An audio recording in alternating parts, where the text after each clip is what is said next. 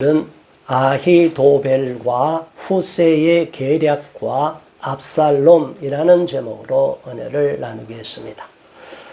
우리가 오늘 읽은 사무엘하 17장의 내용은 다윗의 일생 가운데 가장 비참한 일을 겪는 사건 중에 하나가 되는 내용입니다. 다윗이 소년 목동으로서 이스라엘 민족을 구원하는 민족의 영웅이 되는 골리앗을 쳐부수는 놀라운 전공을 세웠습니다. 그리하여 이스라엘 나라에서 다윗의 이름이 높아지고 명성이 높아지고 다윗은 사울 왕의 딸 미갈과 결혼하여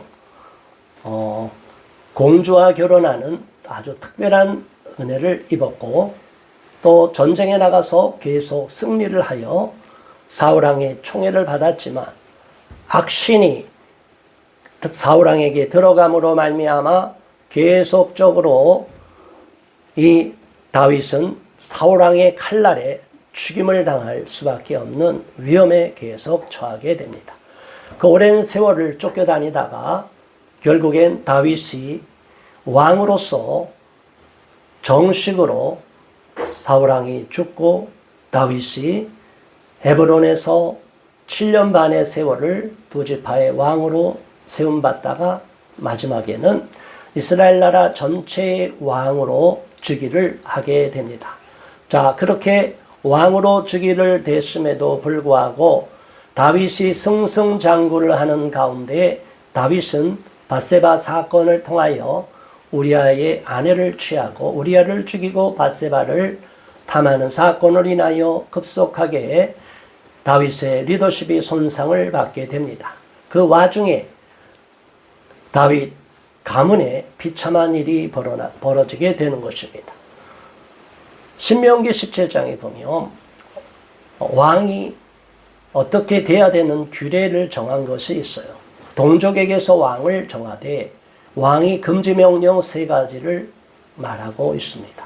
왕은 말을, 군사력을 많이 키우지 말고, 또 아내를 많이 두지 말고, 은금, 폐물, 금은 보화를 많이 거두어서 자기가 스스로 부자가 되지 말라라고 성경에 분명히 왕의 규례를 말씀하고 있음에도 불구하고 다윗은 예술성이 뛰어나고 나름대로 일반인들이 뛰어넘지 못하는 그런 부분들이 있고, 또 그 당시의 왕들은 여러 후궁들을 드리는 그러한 전례가 있다 보니까 많은 아내를 거느리게 되고, 그로 인하여 자식들이 많이 태어나게 됩니다.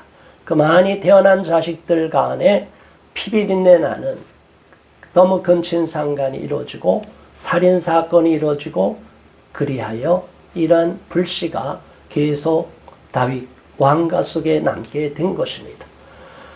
암논이 압살롬의 여동생 다말을 겁탈하고, 그리고 사랑한다고 해놓고 또 속여서 내쳐버리고, 그러니까 압살롬이 너무나 분을 못 이겨서 결국에는 2년이 지난 후에 암논을 죽이게 되는 사건이 일어납니다. 다윗 왕이 자식을 제대로 관리를 하지 않음으로 인하여 자식들 간에 이런 사건이 일어났고, 암논이 그렇게 잘못을 저질렀다면 엄히 꾸짖어야 되는데 다윗 왕은 너무나 자신의 잘못이나 자신이 하는 일에 매이다 보니까 자식들까지 다 챙기지 못하게 되었어요. 그리하여 암논을 방치하는 가운데 결국은 압살롬이 다 불러내서 왕자들을 다 불러내갖고 왕까지 초대했지만 다윗 왕은 가지 않고 양털 깎는 날을 기점으로 잔치를 벌이고 나서 그때 이 암논을 살해하고 맙니다. 그리고 났을 때 이 압살롬은 왕인 아버지에게 노염을 사서 잡히면 죽을 것 같으니까 자기 어머니의 고향인 그술로 도망을 가게 됩니다. 자, 그리하여 또 3년의 세월이 지나갑니다. 자, 여러분, 이렇게 비극적인 일이 일어날 때 다윗이 여전히 압살롬을 너무나 총애를 했어요. 왜냐하면 압살롬이 인물이 너무나 좋은 사람이었기 때문에 다윗이 보더라도 나의 왕통을 이을 자가 압살롬이 아닐까라는 생각을 하고 아주 특별한 사랑을 베풀었는데 이 녀석이 형을 죽이고 이복형이지만 죽이고 도망을 가버렸어요. 그래서 다윗이 압살롬을 못 잊고 그리워하는 그런 상황을 겪다 보니까 그것을 눈치챈 요압 군대 장군이 여인을 하나 보내놓고 꾀를 부려서 결국은 다윗의 마음을 감동시켜갖고 압살롬을 돌아오게 만듭니다. 자, 그러면 또 다시 기회가 왔어요. 압살롬을 불러놓고 너는 여차 잘못했으니 근신하거라. 얼마 동안 근신하면 내가 다시 너를 부를 것이다. 이렇게 분명히 부모로서 지침을 줘야 되고 엄히 책망도 하고 또 갱생의 기회를 줘야 되는데 다윗 왕은 본인의 마음이 정리가 안 된 상태에서 요압의 청에 의하여 압살롬을 데려오다 보니까 그냥 홀로 내 집에 가서 처박혀 있어라 라고 방치를 해버렸어요. 자, 여기서 사단이 일어나기 시작한 겁니다. 결국에는 압살롬이 아버지한테 자기가 버림을 받고 아직 아버지 마음이 풀어지지 않았다는 생각을 하고 모반을 일으킬 생각을 하고 송사를 하러 오는 모든 예루살렘에 오는 사람들을 자기가 다 맞이하고 그 문제를 자기가 다 풀어주는 것으로 해서 왕으로 간 다윗 왕에게 향하는 백성들의 마음을 자기에게로 다 돌려버려요. 이 반역을 일으키기 시작을 하는 거예요. 하루아침에 반란이 일어나고 역사상에서 쿠데타가 일어나고 이러는 것이 아니에요. 조짐이 있는 거예요. 서서히 이 압살롬은 아버지로 인하여 받은 상처가 있고 아버지에 대한 신뢰를 잃어버리고 아버지가 나를 더 이상 총애하지 않는다는 것을 느끼니까 자기가 아버지한테 용서를 구하지 않고 오히려 반란을 일으켰어요. 역사상 이러한 배반을 하는 자들이 너무나 많습니다. 아무튼 이러한 반란을 일으키고 서서히 그러한 기운이 싹 트고 났을 때 결국에는 이 압살롬이 스스로 왕이 되었더라 선포하고 온 백성들한테 다 소식을 전하게 되는 사건이 일어나게 됩니다. 자, 여러분, 이건 너무나 참담한 상황이에요. 역사상 이러한 전쟁이 갑자기 급속하게 휘말리고 반란에 휩쓸리며 너무나 비참하게 인생이 끝납니다. 다윗이 우리가 볼 때는 아주 훌륭한 모습만 있는 줄 아는데 다윗에게는 너무나 비참한 일이 많았었고 수모를 겪은 일이 많았었고 심지어 자식들이 반란을 일으키는 이러한 참담함을 겪게 됩니다. 여러분 같으면 어떻게 생각하겠습니까? 자식을 제대로 관리를 못함으로 인해서 오늘날 자식들이 부모들을 거역하고 부모와 자식들의 관계가 깨지고 이러한 상황 속에서 마음들이 서로 찢어지고 부모와 자식들이 신뢰가 깨지는 이런 상황. 심지어 압살롬이 반란을 일으켰을 때 다윗이 그래도 내가 압살롬 이 녀석 어찌 감히 그럴 수 있냐? 이리 오라고 해라. 내가 아들 손에 죽을지언정 절대로 나는 압살롬 맞이할 것이지 왕궁을 떠나지 않을 것이다. 다윗이 이렇게 말하지 않았어요. 다윗도 그 순간 두려움을 느낀 거예요. 아들을 오랫동안 방치해 놓고 나니까 이 아들이 어떻게 변했는지를 모른 거예요. 그렇게 방치하고 몇 년의 세월이 지나고 나니까 이 아들의 마음에 어떤 생각이 들어가 있는지를 이제 뒤늦게 아니까 깜짝 놀라서 두려움이 엄습했어요. 이제는 예루살렘 성에 남아있으면 자기는 죽을 수밖에 없다. 잡히면 죽겠다. 아들 손에 죽겠다 싶으니까 얼른 도주하면서 후궁을 10명만 남겨놓고 다 도주합니다. 그래서 너무나 비참하게 시므이란 사울의 일족이 나타나서 계속 저주하고 욕설을 퍼붓고 흙을 뿌리고 군대 장군이 가서 죽이리까 해도 죽이지 않고 하나님이 저 시므이를 통하여 나를 저주하니 내버려 두어라. 그래서 그 온갖 비참함과 수모를 달게 겪으면서 도주하기 시작을 합니다. 자, 이런 상황에서 후세가 나타났어요.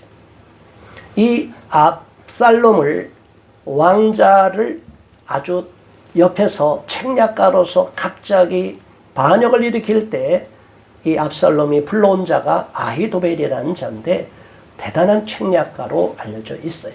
그 이전까지는 성경에 많이 기록이 되지 않는데 압살롬의 반란 사건이 일어나면서 등장하는 이 아히도벨은 대단한 지략가고 책략가로 알려져 있어요. 다윗도 지금까지 전쟁에서 이긴 것을 보면 아히도벨의 책략, 계략으로 인해서 전쟁에서 많이 이겼다는 것을 알게 됩니다. 자, 그런데 이 아히도벨이 압살롬에게 딱 붙어버렸어요.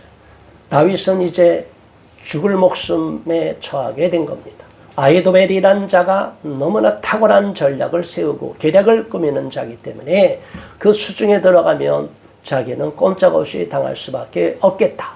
자, 이런 상황에서 쫓겨가는 다윗에게 또 다른 책략가인 후세가 나타납니다.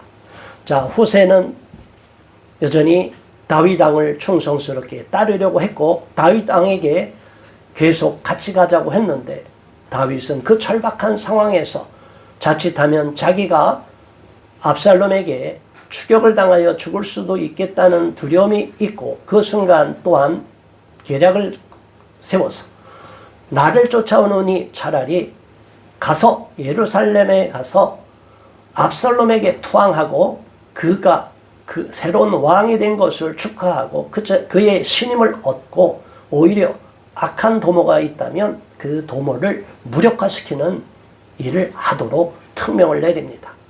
자, 이게 신의 한 수가 된 것이에요. 인류 역사를 보면 수많은 전쟁이 있고 그 전쟁사에서 세계사의 판도가 바뀌는 것을 보는데 그것은 동서고금을 막론하고 똑같습니다. 서양사를 볼 때 세계사의 판도가 바뀌는 큰 사건, 전쟁이 일어났는데 우리가 아는 살라미스 전쟁이 있어요. 해전으로 알려져 있죠. 자, 그때에 그리스와 페르시아 사이에 전쟁이 일어났는데 그 막강한 페르시아 군대를 그리스가 해전에서 이기게 됩니다.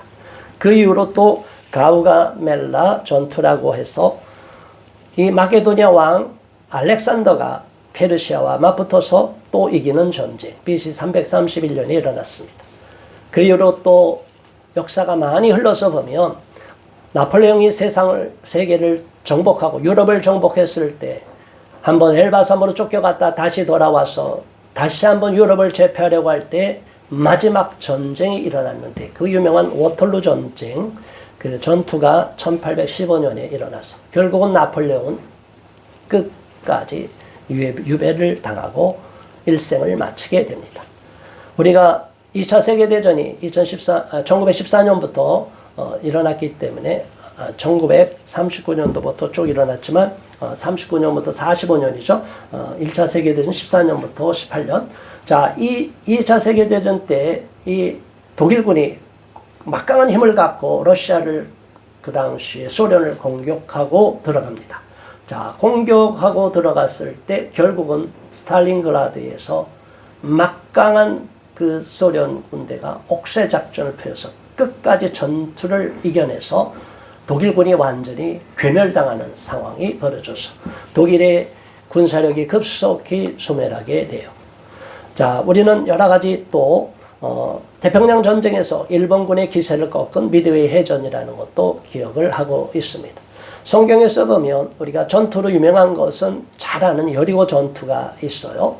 그리고 기브온 골짜기의 전투가 있고 오늘 이 사건이 일어나기 전에 사울 왕가를 무너뜨리는 길보아 산 전투가 있었다는 것을 알게 됩니다.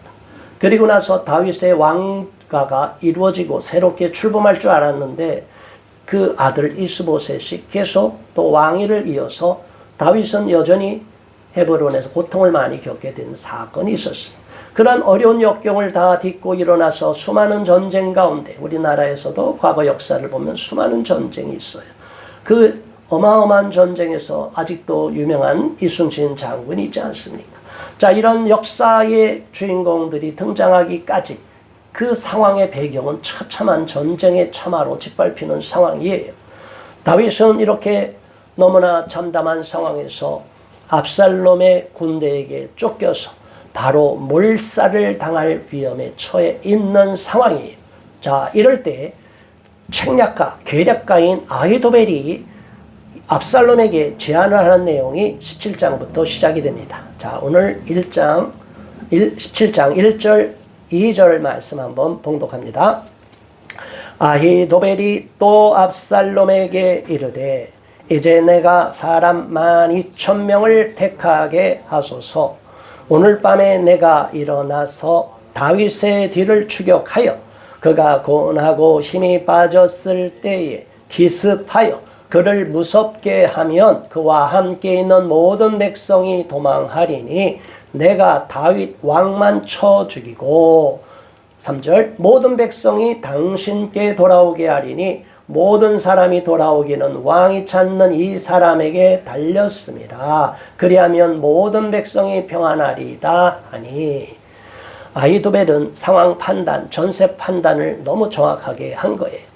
다윗 왕이 쫓겨갔는데 상황을 보니까 많은 군대를 끌고 간 게 아니에요. 그러니까 12,000명 정도만 모아서 쫓아가면 다윗을 겁을 주면 그 주변 사람 다 도망가서 백성들은 죽이지 않고 다 압살롬의 신하로 만들고 다윗 왕만 생포하고 죽여버리면 이제 압살롬의 나라가 왕성해지고 강해질 것이다 라고 놀라운 책략을 전한 거예요. 자, 여러분, 다윗은 여기서 절체절명의 위기에 상한 거예요.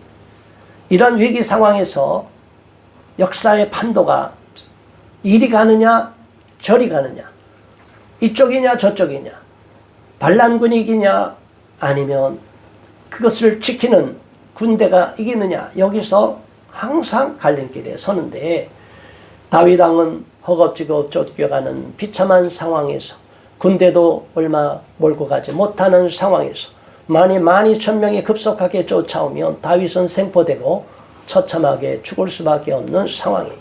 자, 그런데 이 다윗의 특명을 받은 후세가 미리 예루살렘에 입성한 압살롬에게 찾아가서 왕은 만세, 왕이여 만세를 하소서 하면서 아주 압살롬을 높여줍니다. 왕을 칭찬합니다. 너는 왜 다윗을 쫓아가지 않았냐 하니까 이제 제가 아버지 다윗을 섬긴 것처럼 이제 하나님이 왕의 나라를 주셨으니 압살롬 왕에게 제가 충성을 하겠습니다. 아버지에게 충성한 것만큼 제가 충성을 하겠습니다. 이렇게 아주 가문이설, 계략을 꾸미는 거예요. 위장술을 편 거예요. 자, 때때로는 하나님의 사람들도 속마음을 다 전하지 않을 때가 있어야 됩니다. 모든 것을 다 좋은 마음으로 다 털어놓으면 주변 사람들은 우리의 좋은 마음을 오해를 하거나 이용을 해서 오히려 우리를 함정에 빠뜨리는 경우가 있어요. 그래서 우리는 뱀처럼 지혜로라고 하는 거예요. 비둘기처럼 순교하고 남을 해하려거나 해서는 안 되지만 남이 우리에게 덫을 놓거나 함정을 파놓을 때 거기에 빠지지 말라고 하는 거예요. 자, 이 후세가 어느 정도 신임을 받았지만 일단 압살롬의 마음은 반란을 일으킬 때 처음에 자기는 아히도벨을 더 신뢰했기 때문에 아히도벨의 말을 1순위로 줬어요. 그러니까 이 전략회의에서는 아히도벨의 말을 먼저 들은 거예요. 그 전략회의에 후세를 같이 참여시키지 않은 상황이에요. 자, 이럴 때 압살롬의 마음이 그래, 네 말이 맞다. 그래, 네 말대로 하자. 그러면 다윗은 끝난 거예요. 다윗은 그냥 목숨이 이루어지는 거예요. 자, 우리나라 지금 정치 상황, 미국의 정치 상황, 다른 나라도 마찬가지. 세계 역사에 이런 일들이 너무나 많이 일어나요. 그 순간순간 상황이 급박하게 바뀌는데 그때 순간의 선택 한 번을 잘못하면 그대로 한 사람은 죽거나 또 한 사람은 이기거나 이렇게 되는 거예요. 자, 압살롬이 이런 아히도벨의 계략을 받아들였다면 다윗은 아예 죽을 수 있는데, 그런데 압살롬은 그렇게 하지 않았어요. 왜 그랬다고 성경이 기록합니까? 자기 마음에 뭔가 미진한 거예요. 아히도벨이 좋은 계략인데 그래도 혹시 또 다른 계략, 후세가 어떤 계략이 있지 않을까 한번 들어보고, 둘이 다 들어보고 내가 같이 종합적으로 판단하면 좋겠다. 전략가, 지휘관들은 당연히 이렇게 생각하는 거예요. 그렇죠? 한 사람만 붙잡고 갈 때랑 또 다른 지략가가 같이 있으면 두 사람 말을 다 들어보고 최종적으로 판단할 수밖에 없는 것이 리더의 역할이에요. 그러니까 압살롬도 급박하게 예루살렘으로 들어왔는데 자기도 상황 판단을 잘 못하는 거예요. 이런 상황에 하나님이 압살롬의 마음을 바꾸어서 후세를 불러오게 한 것이 큰 패착이 된 건데, 이거는 하나님이 그렇게 하도록 만들었다고 말을 하는 것입니다. 하나님이 압살롬을 망하게 하기 위하여 하나님께서 이 아히도벨의 놀라운 계략을 꺾기 위하여 후세의 계략을 듣게 하도록 배후에서 역사하게 된 것을 알게 됩니다. 자, 후세가 드디어 당도해서 압살롬이 설명을 합니다. 아히도벨은 이렇게 했고 이렇게 하고 이런 전략을 세워서 12,000명을 끌고 가서 바로 급습하자고 하는데 너는 어떻게 생각하느냐? 그러니까 이 후세가 그것이 너무나 좋은 계략이고 만일 그대로 실행되면 다윗 왕이 붙잡혀 죽게 될 것을 알고 얼른 계략을 바꾸는 거예요. 그런데 아닙니다. 아히도벨의 계략 틀렸습니다. 이렇게 맞대응하면 거기서 분란이 일어나면 오히려 자기가 의도한 것이 들통이 날 수 있기 때문에 이 아히도벨의 계략이 탁월함에도 불구하고 후세는 아주 지혜롭게 말을 합니다. 우리도 어디 가서 말을 할 때 이렇게 지혜롭게 말을 해야 돼요. 뭐라고 말했어요? 6절의 말씀입니다. 자, 이렇게 7절입니다. 시작. 후세가 압살롬에게 이르되 이번에는 아히도벨이 베푼 계략이 좋지 아니하이다 하고, 아히도벨이 계략을 꾸민 게 이번에는 좋지 아니합니다. 지난번에는 아주 탁월해서 어떤 계략을 꾸렸냐 하면 이거 이전에 16장에는 폐륜을 저지르도록 만들었어요. 이 아히도벨이라는 자가 악독하기 때문에 아직도 중간에서 다윗 왕과 압살롬 사이에서 왔다 갔다 하고 있으니까 신하들을 완전히 압살롬 편으로 만들기 위하여 남겨두고 간 후궁을 10명을 다 공개적으로 겁탈하라고 하도록 아주 그냥 못된 짓을 저지르도록 공개적으로 만들어서 모든 신하들이 깜짝 놀라고 이제 나라가 이제는 압살롬에게로 갔고 다윗과 압살롬은 원수지간이 됐기 때문에 자칫해서 다윗 왕의 편에 서기만 하면 내가 붙잡혀서 감옥에 가거나 죽게 될 거다. 이런 두려움을 갖게 만들어 놓은 거예요. 그러니까 그 책략을 인하여 갑자기 중간에서 우왕좌왕했던 신하들이 다 압살롬 편으로 붙게 돼버린 거예요. 이제 판세가 다 기울어 버린 거예요. 여러분, 이러한 상황에서 어떻게 해야 되겠습니까? 절체절명의 상황이. 지금 우리나라도 지금 절체절명의 상황에 처해 있어요. 전직 대통령은 감옥에 갇혀 있어요. 계속 말도 안 되는 법을 만들어서 판사가 내란죄 판결도 나기 전에 완전히 유죄로 확정해서 징역형을 때렸어요. 이런 말도 안 되는 일들을 마구잡이로 저지르는 이런 불법이 자행되고 있는 이 나라, 어쩌면 이 다윗 왕이 처해 있는 상황과 비슷하지 않습니까? 여기에서 돌파구를 여실 분은 오직 하나님밖에 없다는 것을 아시기 바랍니다. 하나님에게 수가 있습니다. 사람의 수는 다 끝났지만 아직 하나님의 수는 끝나지 않았기에 하나님을 믿는 저와 여러분들은 그냥 기도를 하고 중보기도하고 이 나라를 위해서 계속 기도할 수 있기를 바랍니다. 자유 대한민국을 지키려는 것은 하나님의 뜻이기 때문에 아히도벨의 계략을 무너뜨리기 위하여 압살롬이 후세의 계략을 듣도록 만드신 것도 하나님이에요. 그러니까 지금 권력을 잡은 자들 속에 서로 내란이 일어날 정도로 서로 치고받고 하는 상황도 하나님이 다 만들어 가시는 과정입니다. 그래서 우리는 역사의 주인이 하나님임을 알고 하나님을 믿고 달려가야 될 줄로 믿습니다. 후세가 이렇게 계략을 펴니다. 8절의 말씀 다 같이 있습니다. 8절 9절. 또 후세가 말하되 왕도 아시거니와 왕의 아버지와 그의 추종자들은 용사라.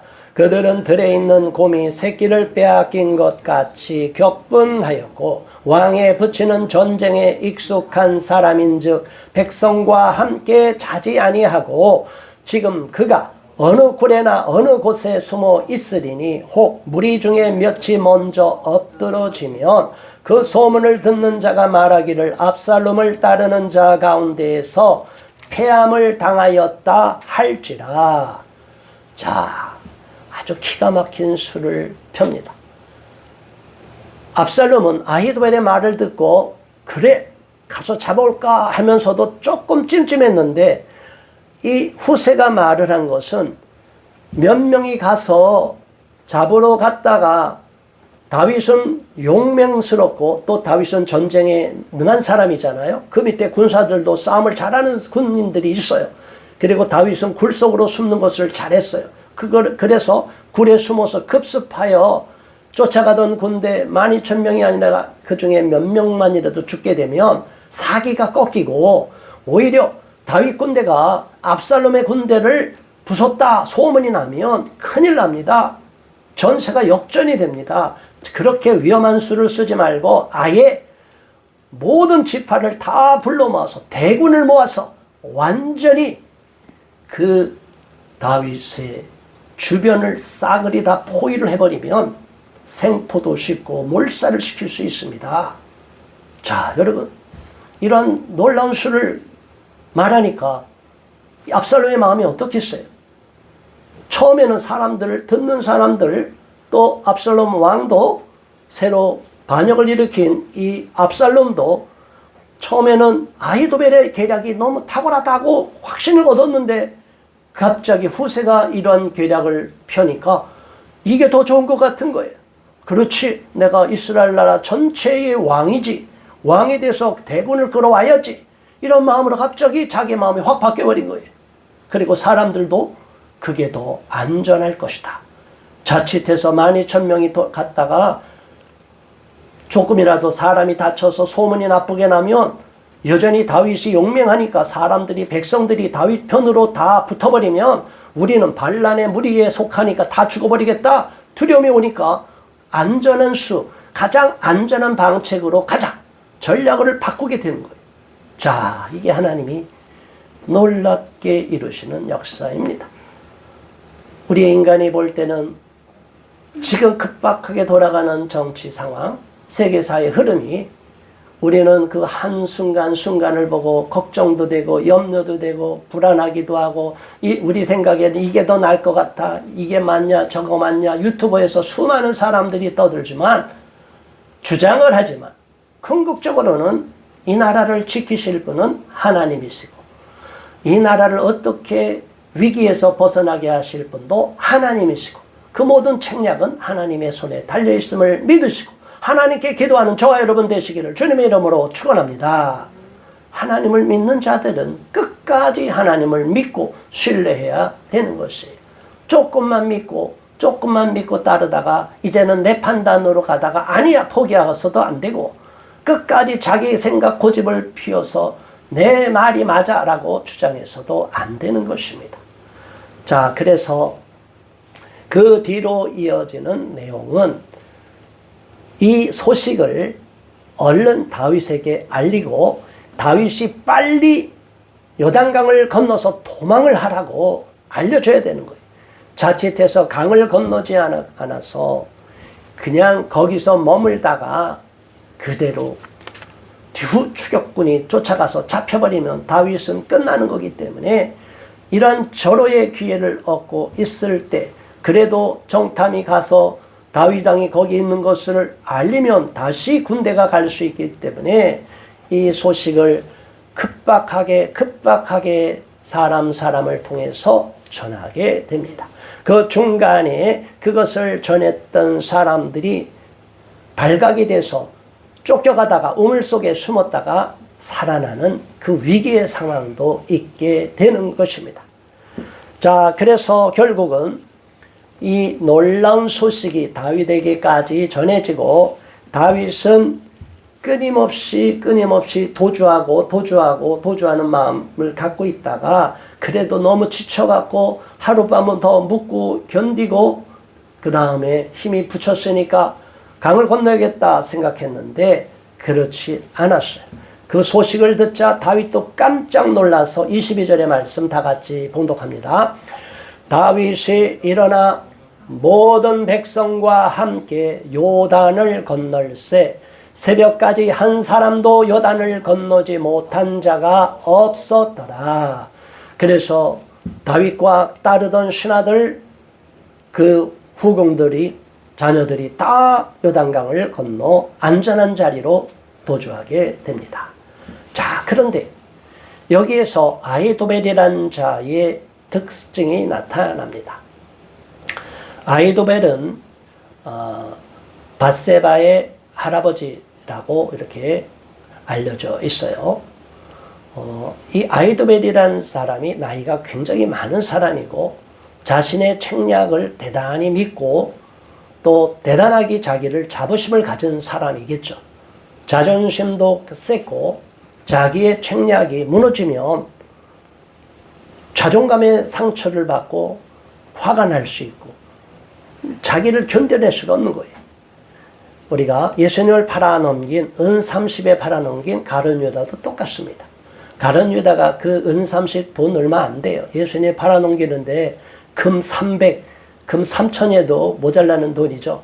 그런데 은 30에 팔았다는 것은 다윗 이 가룟 유다도 그 당시에 로마의 압제하에 있는 이스라엘 백성들이 열심당원들이 민중봉기를 일어나서 과거에 하스모니안 왕조를 일으켰듯이 다시 한번 이스라엘 나라를 회복할 때 예수님을 따르던 무리들을 동원하면 되지 않을까라는 정략적인 판단을 한 거예요. 그래서 이 가룟 유다는 단지 돈만 사랑하는 사람이 아니라 탁월한 정치적인 욕망이 가득한 사람. 민족에 대한 열정은 강하지만 하나님의 방법이 아닌 자기의 방법으로 민족을 해방시키려고 하는 탁월한 정치적인 야망을 갖고 있던 사람이었어요. 그러니까 그 야망이 꺾이니까 자살을 하고 마는 거죠. 마찬가지로 이 아히도벨이라는 자도 이제는 자기의 나라가 되었고 압살롬이 왕이 되었기 때문에 내가 압살롬을 앞세워서 이 이스라엘 나라 전체를 내가 좌지우지하겠다라는 야망을 갖고 있었어요. 그런데 자기의 그 계략을 압살롬이 수용하지 않고 오히려 후세의 계략을 수용하고 나니까 자기가 2인자로 밀려난 것을 알게 된 거예요. 그리고 이 상태로 가면 다윗은 살아나고 다윗은 다시 한번 재기할 거라는 것을 상황 판단을 한 거예요. 오히려 자기는 너무나 화도 나고 자기의 모략이 꺾였다고 생각하고 다윗은 다시 한번 복귀할 거라는 그런 예측을 하고 나니까 분을 이기지 못해서 스스로 고향으로 가서 집을 정리하고 스스로 목매어 자살을 하고 맙니다. 자, 여러분, 세상에서 이렇게 스스로 목숨을 끊는 자들의 특징, 마귀가 계속 너는 가치가 없다 이래서 계속 무너뜨려서 죽이게 하는 경우도 있지만 이렇게 야망이 너무나 큰 사람들이 오만하고 교만이 하늘에 닿은 자들이 자기의 야망이 꺾일 때 그 자기의 그것을 견디지 못해서 수치심과 분노를 견디지 못해서 자기의 목숨을 끊어버리는 경우가 있어요. 자, 오늘의 이 말씀을 통해서 우리는 교훈을 얻습니다. 다윗의 일생을 보고 나면 이때가 가장 암담한 시기에 오죽하면 자식한테까지 반란을 당해서 목숨을 구걸하기 위해서 허겁지겁 버선발로 도망하듯이 도주를 하게 됩니까? 다윗은 이런 일을 겪지 않도록 미리 하나님께 기도를 했던 사람이 기도를 쉬니까 방심하니까 죄를 저지르니까 이런 낭패를 겪게 되는 거예요. 우리는 끝까지 하나님 앞에 충성을 다해야 될 줄로 압니다. 그럼에도 불구하고 다윗은 이 절망의 상황에서도 하나님 앞에 돌이켰어요.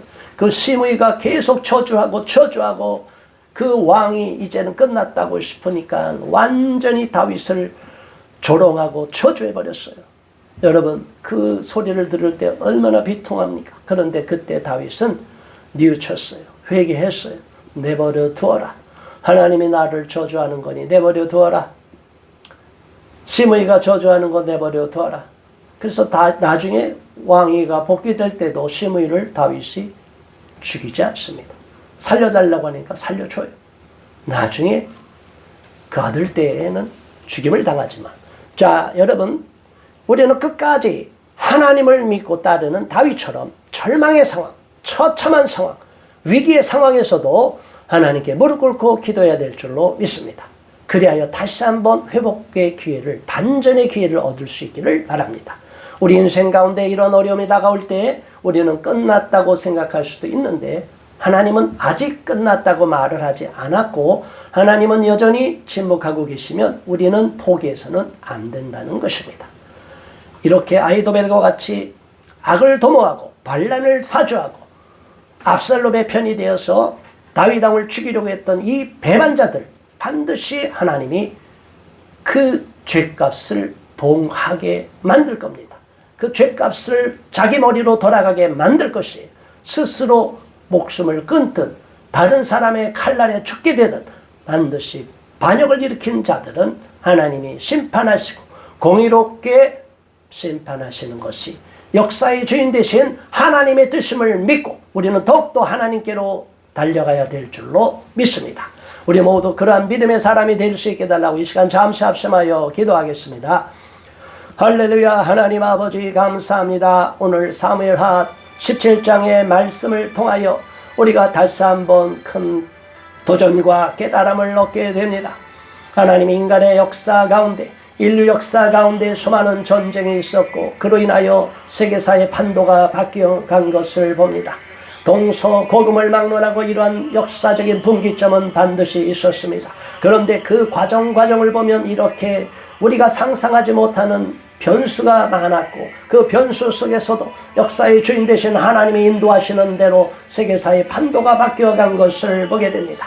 오늘 다윗이 너무나 비참하게 아들에게 반란을 당해서 쫓겨가고 도주하는 신세 속에서 처참한 상황, 생명의 위험에 처한 상황에 있었지만 하나님께서 후세를 통하여 아히도벨의 계략을 무너뜨리고 압살롬이 잘못된 판단을 하게끔 만든 것도 하나님이심을 알고 감사드리며, 하나님은 반드시 절망 가운데도 반전의 드라마를 펼칠 수 있는 능력의 하나님이심을 믿고 감사를 드립니다. 하나님, 우리도 오늘 이 역사를 바라볼 때 낙심하고 절망하고 좌절하지 않게 하시고 끝까지 하나님을 믿고 달려가며 하나님 편에 서서 하나님께 기도하고 간구함으로 말미암아 이 나라가 정상으로 돌아올 수 있도록, 이 자유 대한민국이 지켜질 수 있도록 우리가 끝까지 기도할 때 하나님이 반드시 이 나라를 지켜주실 줄 믿습니다.